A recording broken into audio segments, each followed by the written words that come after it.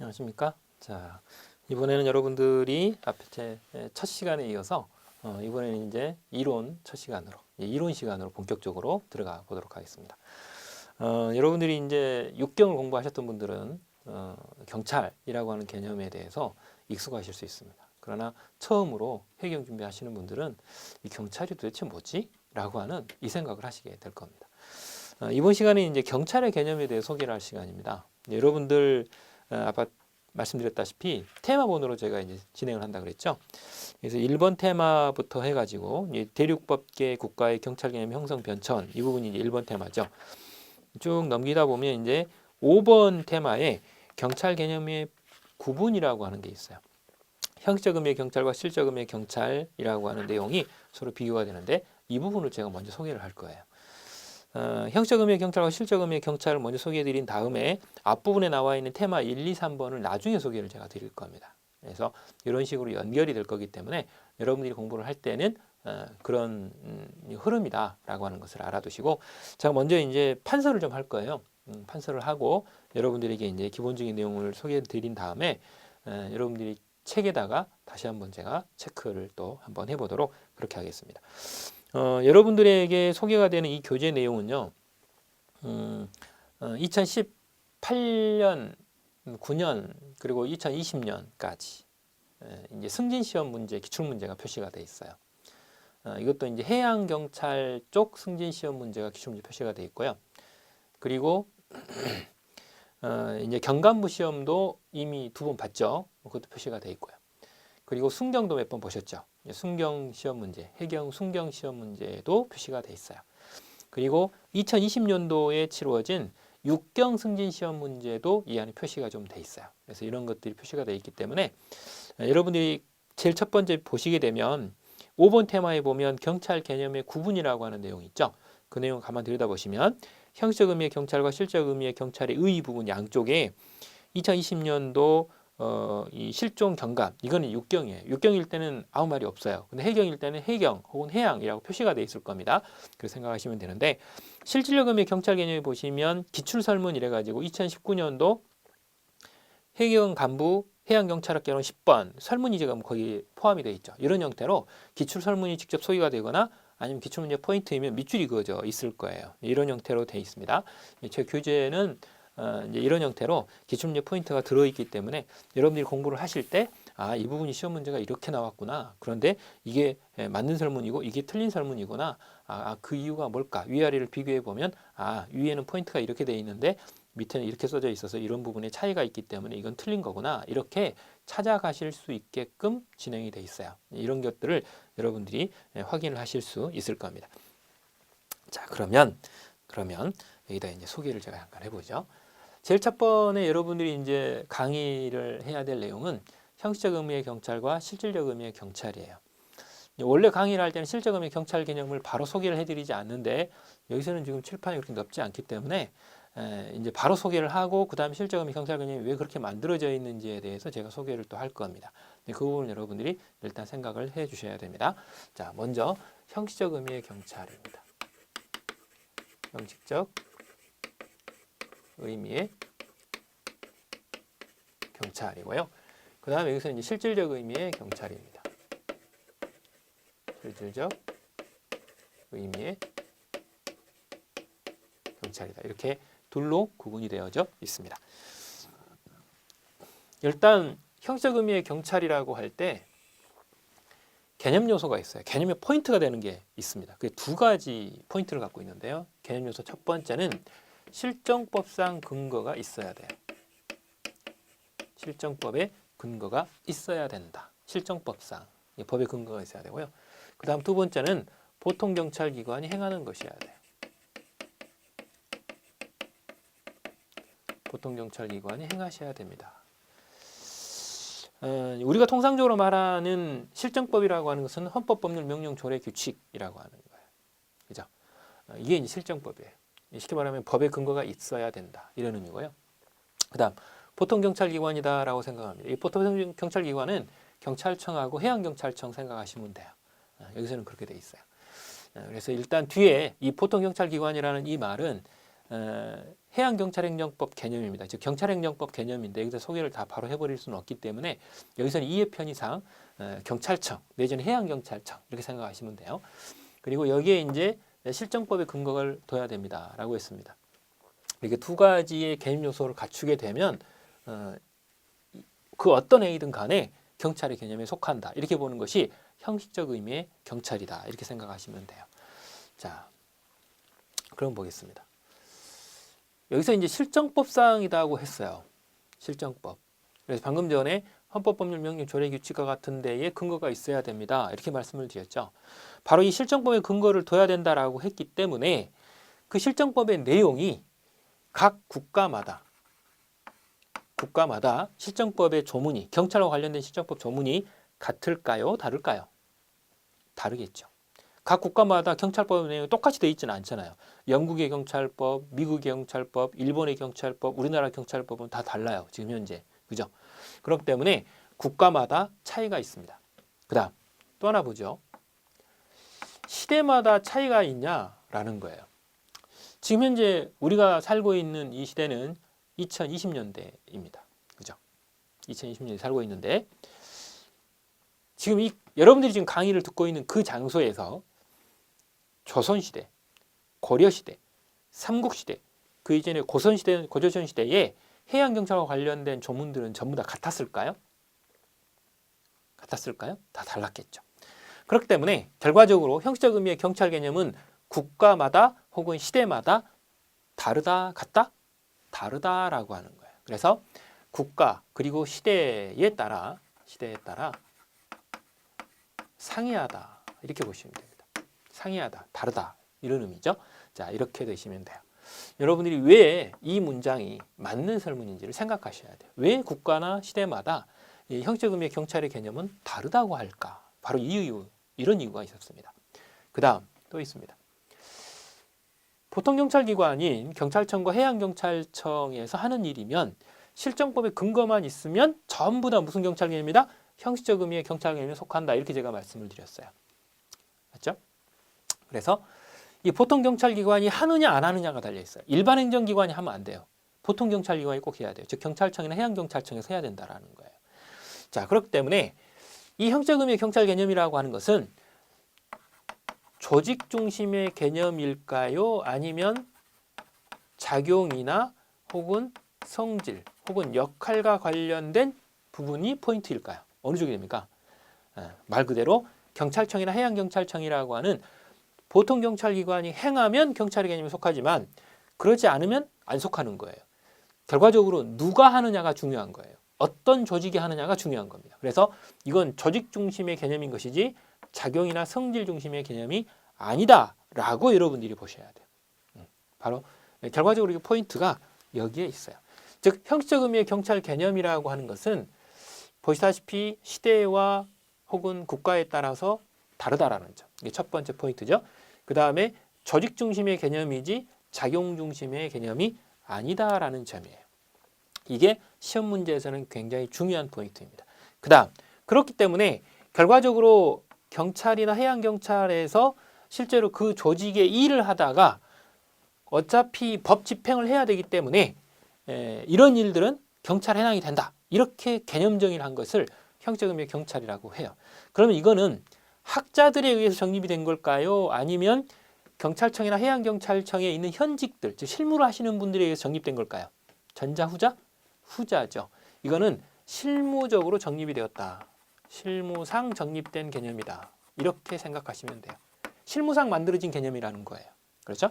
여기서 실무상이라고 하는 실무 관련 부분도 중요한 포인트가 된다라고 하는 것을 알고 계시면 되겠습니다. 그 다음 실질적 의미의 경찰 개념으로 한번 가보죠. 실질적 의미의 경찰 개념은 여러분들이 이제 두 가지로 제가 나누어 소개를 해 드릴 겁니다. 하나는 이제 대륙법계 것이 있고 하나는 영미법계 것이 있는데요. 둘로 나누어 소개하죠. 우리나라는 1894년 갑오개혁을 걸치면서 일본이 우리나라를 타율적으로 개혁을 했어요. 그죠? 이때 들어온 경찰 개념이 있어요. 이때는 일본이 자신들이 당했던 방식하고 똑같은 방식으로 우리나라한테 했던 거예요. 근데 이때 이제 영향을 미친 게 어느 나라냐면 프랑스를 걸쳐서 독일을 걸쳐서 그리고 어디로 들어왔어요?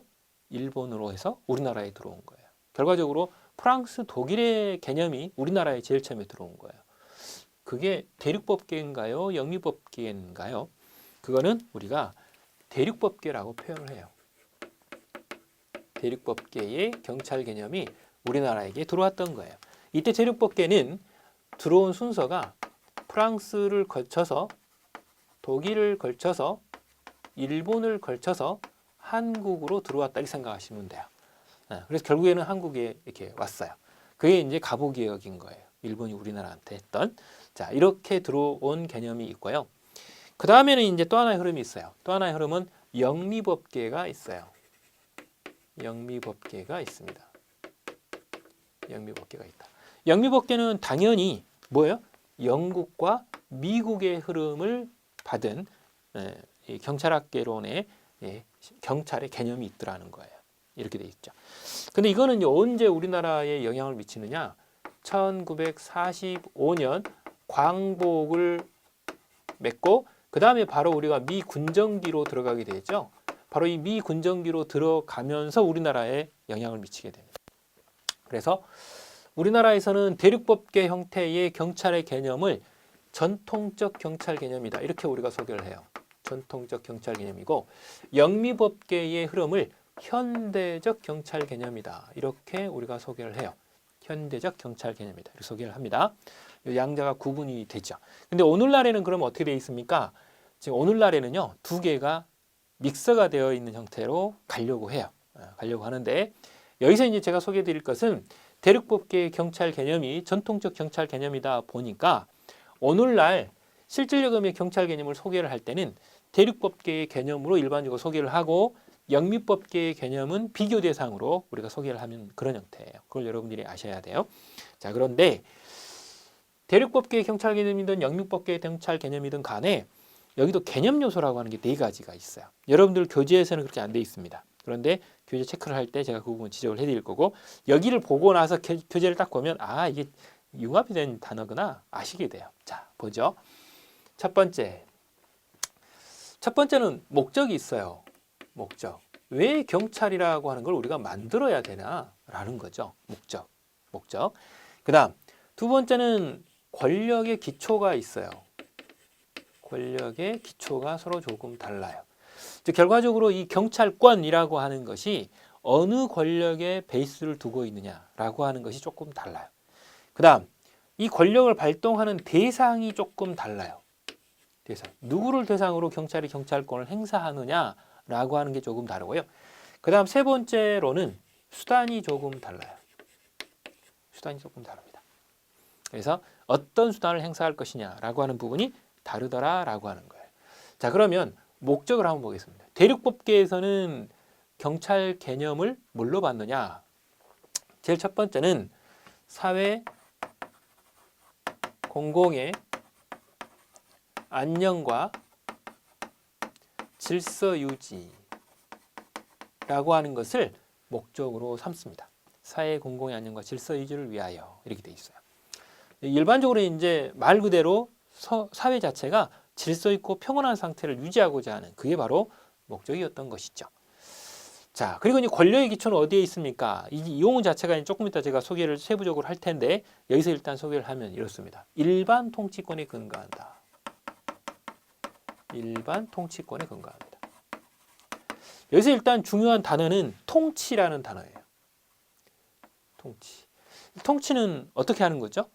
위에 다스리는 사람이 다스림을 당하는 사람을 지배하는 이런 것들이 통치이죠.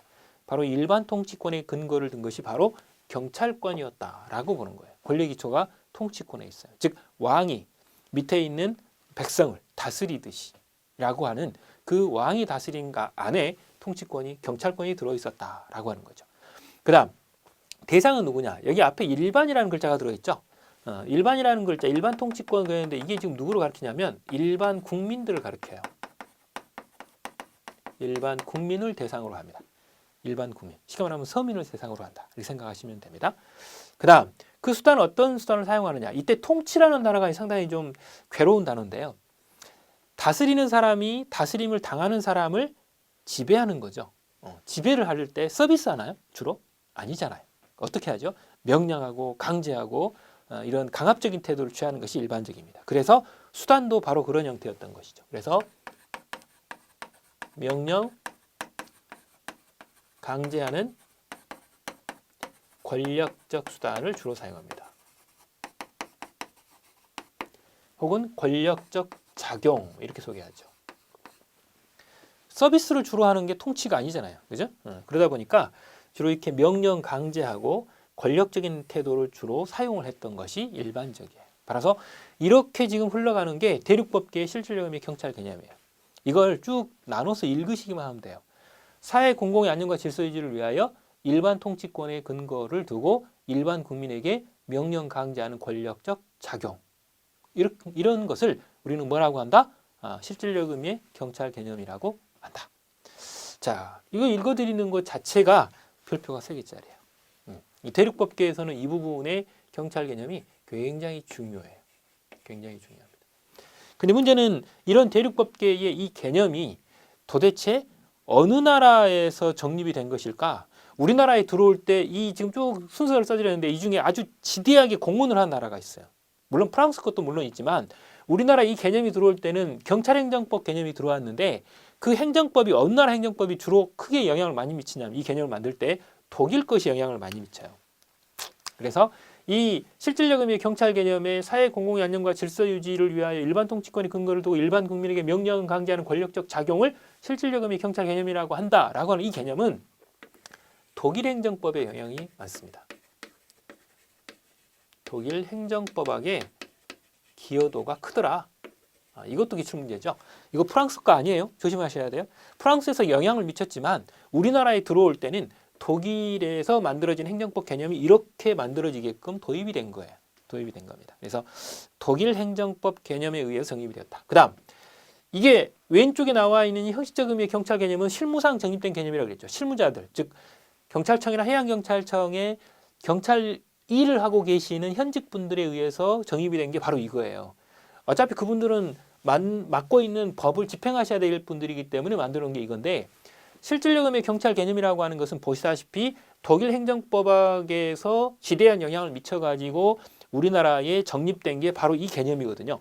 물론 프랑스도 영향을 미치지만 여기도 크다라는 거예요. 그래서 독일 경찰 행정법학, 독일 행정법학에 의해서 정립되었다 이렇게 보시면 된다 이렇게 말씀드렸는데 이 말은 그렇다면 이건 실무상의 개념이라는 겁니까? 학자들이 만든 이론상의 개념이라는 겁니까? 실질적 의미의 경찰 개념은. 이 실질적 의미의 경찰 개념이라고 하는 것은 미안하지만 뭐에 의해서 만들어진다? 이론상 정립된 개념이에요. 이론상 정립되었다. 이렇게 표현할 수도 있고요. 다른 말로는 강학상 정립되었다 이렇게 보시면 돼요. 강학상, 즉 강의를 하는 학자들에 의해서 만들어진 이런 의미죠. 그래서 왼쪽은 실무상 정립이 되었고요. 오른쪽의 실질적 의미의 경찰 개념은 이론상 혹은 강학상 만들어진 것이다 이렇게 보시면 돼요. 그래서 독일 행정법학이 영향을 미쳤습니다. 프랑스 행정법 그럼 틀립니다. 이 개념 자체에 직접적인 영향을 미친 것은 독일 겁니다. 독일께 우리나라에 영향을 많이 미쳤다. 여기서 이제 여러분들이 간단히 소개를 해드릴게요. 프랑스의 행정법학은요, 지배자와 지배당하는 자 간에 상당히 그래도 좀 비슷한, 균등하다 못하지만 약간 비슷한 입장이 있어요. 대등한 입장에 비슷한 이런 입장이 있어요. 그러나 독일 행정법학은 그렇지 않아요. 반드시 행정 주체가 위에 군림하고요. 행정법학에 있어서 행정 객체가 아래쪽에 있어요. 이 행정 객체가 일반 국민이거든요. 일반 국민에 대해서 이 행정 주체인 지배자들이 굉장히 위에 군림하려고 하는 의도가 있어요. 나치 히틀러를 생각하시면 될 수 있는 그런 형태의 어떤 흐름을 가지고 있어요. 그러다 보니까 우리나라가 그런 위에 누군가가 있는 이런 구조를 우리나라에서 많이 채택을 했었습니다. 그러다 보니까 이렇게 개념이 만들어진 거다. 그래서 통치권적인 요소가 강하다 이렇게 생각하시면 돼요.